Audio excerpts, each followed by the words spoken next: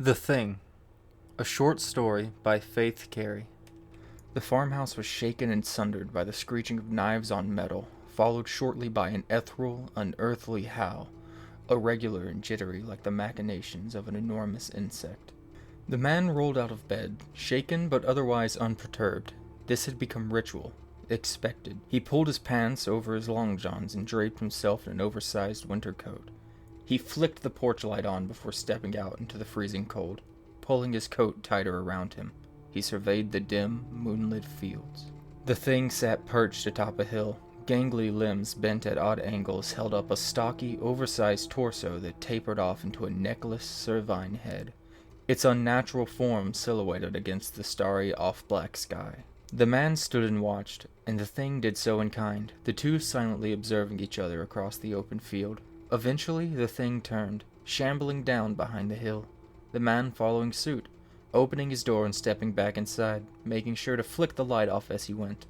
The man shuffled back up the stairs to his bedroom, stripping off his coat and pants and laying back down, soon taken by a mercifully dreamless slumber. Days passed, then months. The man tended to his herds, took the time to explore the surrounding countryside, and all the while the thing watched.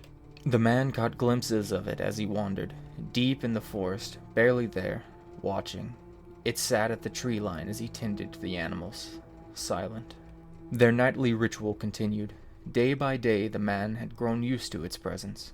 Perhaps that familiarity was brought to bear, or perhaps he was taken by a primordial madness, something ancient and forgotten. One night under the light of the full moon, as the man stood under his flickering porch light, gazing, as he had countless times, at the looming presence, the man stepped down from his perch and made his way towards the thing.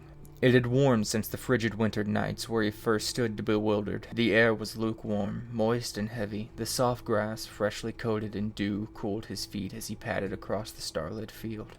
The thing watched him, unmoving. As the man approached, he could finally make out the finer details. The thing was not some black mass. It was covered head to toe in matted black fur, its head adorned with a cervine skull, worn like a mask. The man reached the top of the hill, standing only feet away from the thing, and once again they stared.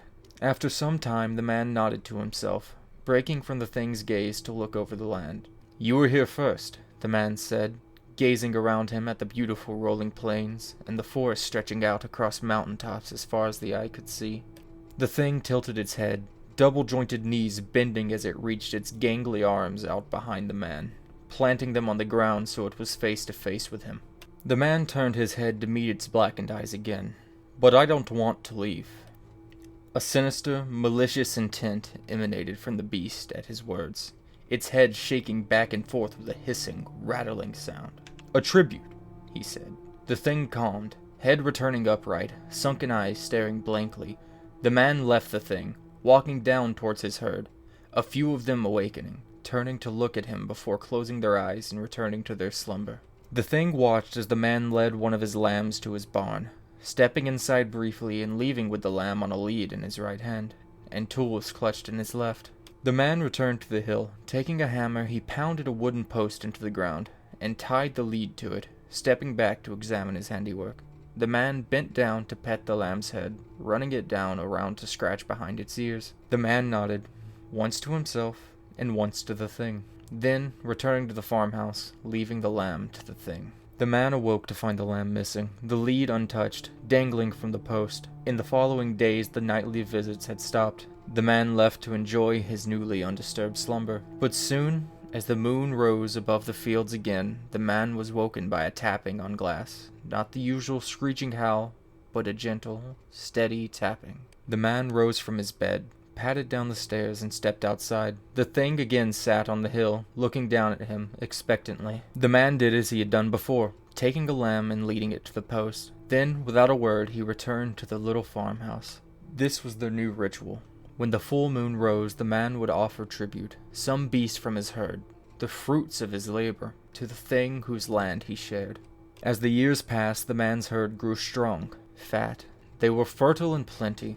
The plains that surrounded the house bloomed into fields of flowers. Wildlife, which had once seemed to stay away, now roamed freely through the land, and in time the man began to suspect that the thing gave more in return than passage. The thing changed as well.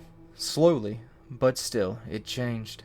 Its fur seemed groomed, soft and kempt, and its blackness had begun to fade, now a dark brown. Bits of vibrant green moss clung to its shoulders. The man enjoyed great health. Even as he grew older and wrinkles settled into his face, his bones never ached, his strength never faded. He tended to his tasks with the fervor of a man half his age. One night, under a blackened sky, the new moon hidden behind the thick clouds, the man woke to a knock. Not a tap, nor a screech, but a knock.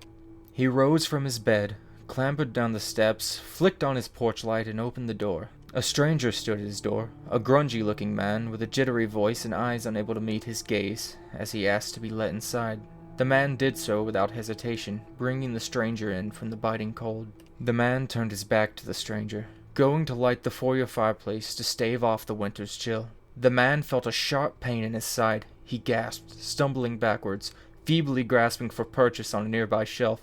It broke under his weight, sending him tumbling to the ground, the bits and baubles crashing down around him. An enraged and ungodly howl echoed from the distance, shaking the farmhouse. The man twisted on his way down, landing on his back, sending another wave of pain through him. He now looked up at the stranger, knife in hand, dripping blood. The man pulled his own hand away from his side, stained crimson. The man tried to backpedal, each movement sending waves of pain up his side. The stranger lunged at him, pinning him to the floor. Raising the knife above his head, he plunged it into the man's stomach, the man letting out another labored scream. Another howl reverberated around them, louder, closer. The man felt lightheaded, numb. The stranger raised his knife again, bringing it down a second time beside the first. Another wave of pain, another scream, another howl. The man was fading. He could feel it, cold creeping in from his extremities. The stranger raised the knife again. A thunderous bang shook the house as the front door flew off its hinges, soaring over the stranger and the man, crashing into the darkness at the back of the house. Two gangly arms reached up through the new opening, one planted on the floor and the other reached up and around the door frame, pulling a stocky, oversized torso through after them. The stranger screamed in horror, dropping the knife and stumbling backwards into the darkness. The thing looked at the bleeding man, head jittering, rattling, and hissing. Off-tempo screeches and moans echoed off the walls of the house, drowning out all other sound.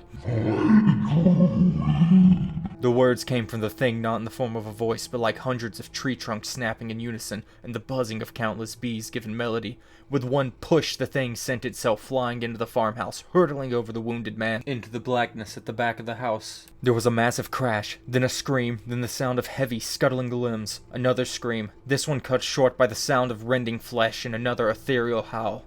The man lay there, staring at the ceiling, unable to move, the edges of his vision dimmed. The thing moved into view above him, its brown fur stained red. Gently, it reached down one arm to him, lifting his head. The thing howled, this time not in rage, but grief. It was a solemn, mournful sound, carrying over the open plains. The animals outside lifted their heads and called back, a chorus of braying whines. With the last of his strength, the man raised his hand to rest on the thing's skull. It pushed into his hand in return, like a cat.